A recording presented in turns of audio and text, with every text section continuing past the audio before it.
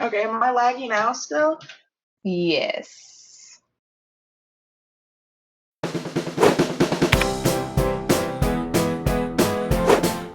Good morning, Reptilians. Welcome back to my channel. So today I'm super excited about this video because I did a collab with Alex from LizardGuru here on YouTube, and we had so much fun. This one is all about beginner mistakes that we make when we very first get our reptiles, and we also filmed one over on her channel all about controversial topics in the reptile community. I will be leaving all of Alex's links in the description below, so make sure to check her out. And once you watch through this whole video, make sure to go over to her channel because we did that video on her channel as well. And just to give you guys a heads up, the quality of this video isn't going to be the best. We did do this collab over Skype. It was a video chat. At some points it is super laggy, and I tried my best. We had 3 different footages and I tried my best to kind of pull from each one to make it the least laggy as possible, but just wanted to give you guys a heads up on that. So if you're watching it and things start to freeze, it is not your computer or your phone or whatever. It is most likely the video itself. Just want to give you guys a heads up about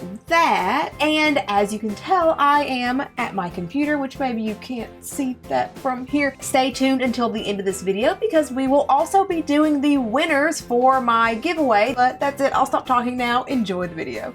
Hi, so if you are coming from Alex's channel, I am Elle, and this is Elle's Reptiles. And I'm Alex, also known as LizardGuru on my channel. So this video is all about beginner mistakes, and we all make mistakes, and that's why I feel like this video is so important, because the most important thing is to learn from those mistakes and do better. I think owning reptiles at all, no matter what, you're gonna make mistakes. And most of those boil down to not doing enough research. So please research animals before you get them, but if you didn't do enough research and you have it anyway, we're just gonna kind of go over some mistakes that we've made to maybe help you or help you feel better. So the first mistake I think that I am super guilty of is feeding things that maybe aren't the best for your animal. So specifically my bearded dragon, when I first got her, I was told that she could eat kale, and that's what I fed her was kale. And it got to the point where she would only eat kale. And kale, as most of you guys know, isn't the best because it does bind calcium and it could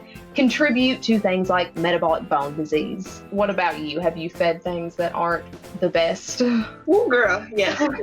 So in the beginning, I actually had 2 baby beautiful dragons, and I fed a lot of mealworms, which a lot of people want to feed mealworms, but the issue with mealworms is they're more shell to meat ratio, so they have a hard time digesting them, and they are not great to feed, you know, because I was like, oh, she loves them. I mean, it's a bug, it counts, it's great, I'll just feed it all the time. And my baby ended up passing away. So mealworms are not great to feed. You know, you also don't want to feed things that are too big. Right. I am definitely guilty of feeding a roach that was too big, and then I had to like quickly take it out of their mouth because they were having a hard time chewing and swallowing, so that was an issue as well. You know, I was like, well, bearded dragons, you know, they live in the wild, so why not feed wild caught? I never fed wild caught, but I almost decided to catch some bugs outside. It would have been cheaper. Nope, that's a big no-go. There's so many risks when doing that. Luckily, I never did on purpose the wild caught thing, but a fly has definitely gotten into Zaz's tank and she ate it and I panicked. It's so annoying. I've had flies get in the tank before too, because they just find ways in there and I never know how. But that's definitely happened to me last summer specifically, and I'm just so lucky that my dragons paid no attention to it. I also know that a lot of people, as new time owners, they don't know if they can feed something, and then they'll feed it before researching it, like avocados or tomatoes. Don't feed those. Those are very harmful. Definitely do the research before deciding to feed something. If you have a question, you know, if anything, message Elle. Like, as always, I'll put in the description, I have a list that I like to use of foods and if they're safe and how often you can feed those and how you should prepare them and all that. So I'll put that link down below. So for the next topic, it is not acting quick enough on signs of illness, which is a huge thing with beginners, because if you haven't done the research, you don't know what to look for when it comes to illness. And I myself was definitely, well, I don't want to say a victim, but I did this once. Well, with my Opie buns, the one that I talked about with the mealworms, I did not recognize the signs of her getting ill and getting bloated and her eyes going in. Like, I did not recognize those signs. Like, I was like, this doesn't look right eventually, but at that point it was too late, and she ended up passing. You really, really, really, really, really want to learn the signs of illness and all of that. This is why, like, especially on my channel, I tried to do a whole video on like signs, characteristics, and anything. If you don't know what to look for, how can you catch it? Right. Yeah. And a lot of times too, it's not going to be just a blatant sign. Like, it's not going to be every sign that's possible is going to happen. So I had a fire skink that I did not realize was wild caught, and I thought that she was fine. She was always active. She would happily eat. She was growing, but in the end I realized that she was growing, but she wasn't gaining weight. So other than that, she was wonderful. She was perfect, but she wasn't gaining weight. So in the end, she did end up passing away, and I still feel super bad about that. So that's probably like my biggest beginner mistake that I've ever made. Yeah, Opie was definitely my biggest beginner mistake. And actually, because of her passing, and because I realized, pet stores and like all of this random information that was incorrect that was being given was wrong, I just started my whole channel because of it. I want to stop people from making my mistakes. So try to be like a source of info for anyone and everyone that I could reach. Yeah, that's awesome, because we do all need to understand that everyone makes mistakes. It drives me crazy when people attack people over mistakes, because we all have done it. Like, none of us are perfect. Exactly. And one mistake that you might not have made, someone else will. Or sometimes even like the mistake that you have made, someone else will likely make. We are humans. We are not perfect. As much as I think I am. I'm not perfect. Nobody is perfect. This next one is a big one, and I feel like this is something that most people make that get into reptiles, and it's not having the correct tank setup. So that could be anything. It could be the substrate, it could be lights, it could be tank size, anything, just it not being correct. So when I got Zaz, I had her in the appropriately sized tank, but I did not have the appropriate UV light. So she had a coil light for a while, and her heat bulb was way too hot. It wasn't on a dimmer, and I didn't have a temperature gun, so I just assumed that it was right, and it wasn't. Luckily, nothing bad ever happened from that. I was able to find it and fix it in time, but that was a giant mistake that I made. Yeah, this is a huge one. Like, I think lighting and substrate would definitely be the biggest two with this one. Mine wasn't so much the lighting as it was the substrates that I tried. I tried sand once, even though this is a big no-no. I tried sand, and it was the calcium sand. Oh, not great for them. Even though it says it on the package, they will market things to you that are not great for them, because guess what? They're not experts. They didn't get impacted. Again, I only had it for 2 weeks before people were like, don't do that. They didn't get impacted, but I realized that the dust and like the, it being so dusty and getting up in the air all the time, like with every movement, it would like make them close their eyes, and it was always in their eyes, and I would have to like clean their eyes all the time, and it was just a mess. But yeah, when it comes to lighting too, I think my UVB bulb, it was a tube light, but it didn't reach the full length of the tank. Gotcha. So you definitely want to do that.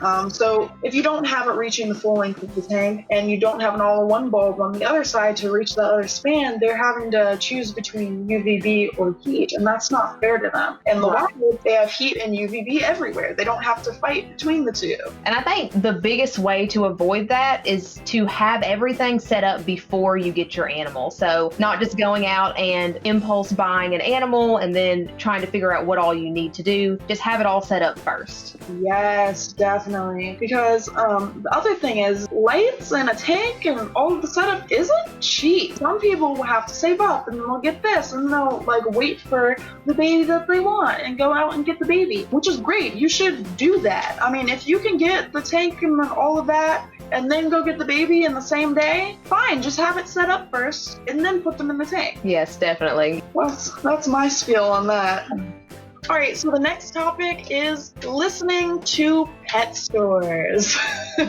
This one is an issue for a lot of beginners simply because everyone has it in their head that if they're selling the animal, they should know everything about the animal, right? Well, this is not always correct. Though you will find pet stores that will have a few employees that do know what they're talking about, there are 3 times the amount of pet stores that will not have anyone that knows what they're talking about. They just listen to corporate or somebody that's up at top, like the manager, who knows nothing but just has a general idea of what they think is best for them, teaching you this information. In my experience specifically, a lot of pet stores will feed kale as their main green feed. You shouldn't really feed kale because the oxalates are too high in it, which makes it a calcium binder. A lot of pet stores will also sell things like red lighting or coil UVB bulbs or, things like that, or they will have these starter kits or bearded dragons or other things, which are complete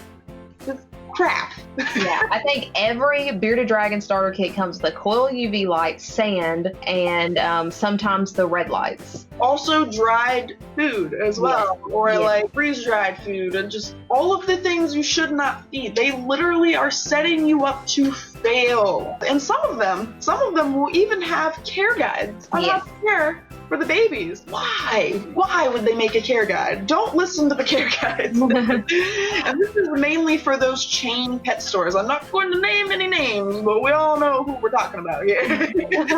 Yeah, I think this is probably the most frustrating one because, like you said, you feel like those people are selling it so that they should know. So then you have like parents that assume that these pet store people know exactly what they're talking about, and they go and buy their kid their first reptile, and then everything is wrong, and then, like you said, they're already set up to fail from the beginning. Learn a few things that you should or shouldn't do from this video or other videos, but please go and read some studies or watch other videos, or just get as much information as you can on it. Yeah, and we're not saying that every pet store employee doesn't know what they're talking about, but just that you should research it yourself and prepare yourself instead of just relying on another person.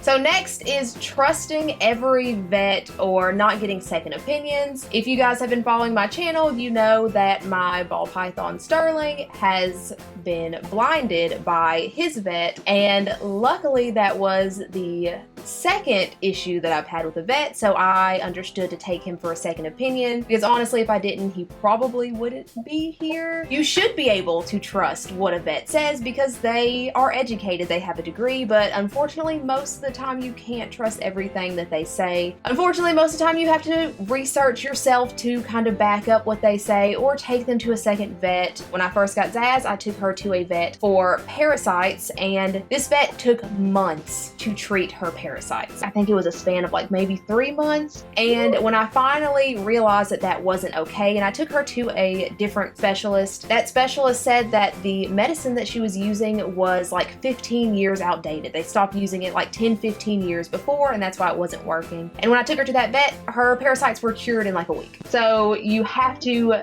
be the voice of your animal and take them somewhere else and try your best to get them the absolute best care that you can. Did you have any vet stories? Oh boy, did I.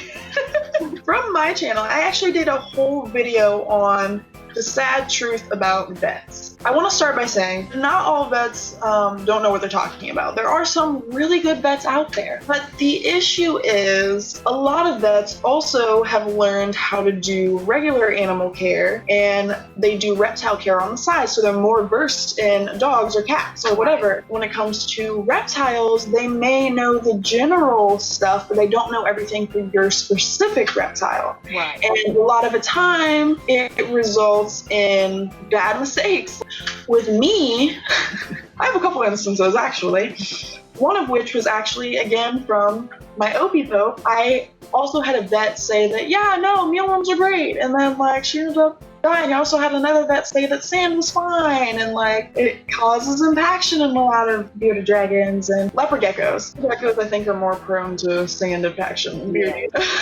Yeah, Yeah, because leopard geckos are known to like eat out of a calcium dish, and they'll just like eat the calcium. So if there's calcium sand, they just sit there and they just consume it. Yeah. In that same video, the Sad Truth About Vets video, I also talked about one of my other babies passing away because I had gone to 20 different vets and they all gave me the same spiel. This is me trying to get more information from other vets, and I could see that there was something wrong. Right. Some of them could see that there was something wrong, but they couldn't figure out what it was. So even though you might get another opinion, sometimes that other opinion won't help. And sometimes no matter what you do, no matter who you go to, that baby still will not live through it. So this is a shocking, sad reality of it, but sometimes that does happen, and sometimes you're going to have to be prepared for that. But the whole point is you want to get more than one opinion. Yeah, and when you're searching for a vet, it's going to be super, super helpful if you ask them,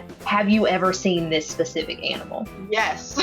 Yeah. Talk to them. Hey, like, have a phone call or something. Have you ever seen this? Or, you know, do you have experience with this? And if a second opinion doesn't work, go get a third, fourth, and fifth opinion. Yep. So for the next topic is leaving bugs unattended, or leaving bugs in the tank overnight, which is a big one that people want to do. This is a big no-go because there are a lot of issues that can occur with this. For example, crickets are vicious, man. They are vicious little buggers, and they will actually start chewing and biting your bearded dragon and try to eat them. You should never leave bugs unattended in your beardie's tank. So I actually have a story with my belly buns, the big orange lizard on my channel.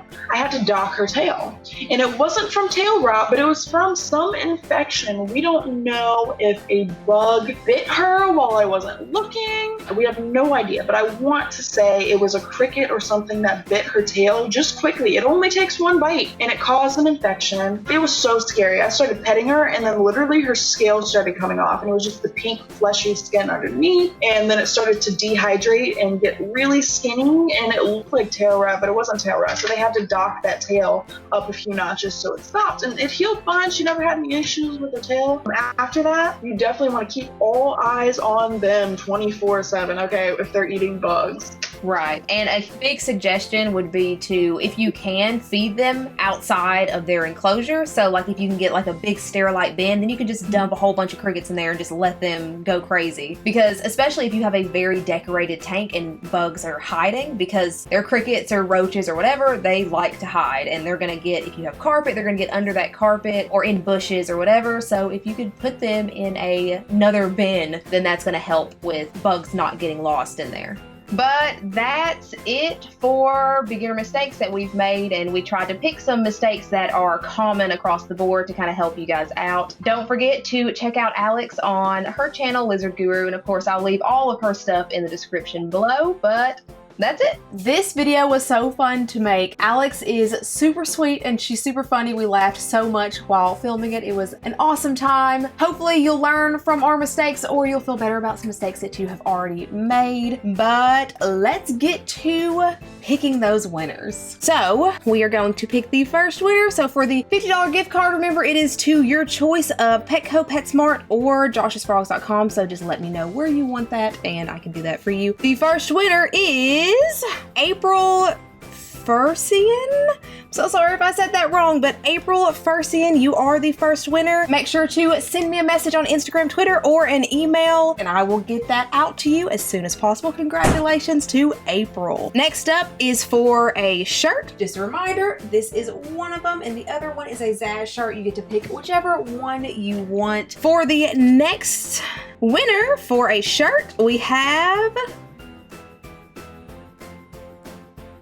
Jay Blue Eyes, who said that their dream reptile would be a Leachianus gecko. Love that. Wonderful dream reptile. Congratulations to Jay. Again, send me a message, Instagram, Twitter, or email so that we can get that shirt ordered for you and get it out to you. And the last winner for another shirt is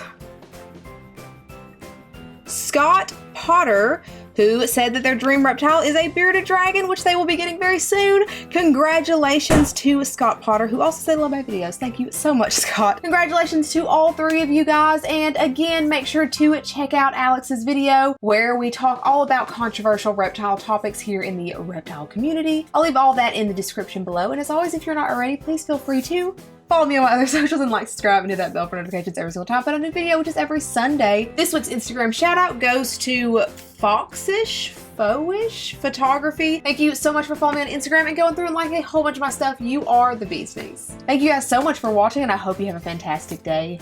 Bye. I mean, you can start. This is so awkward. I don't know why this is so awkward all of a sudden. Yeah, so why don't you start? Alrighty. I don't know why. I just like panic. Okay. So I guess we should go ahead and do that.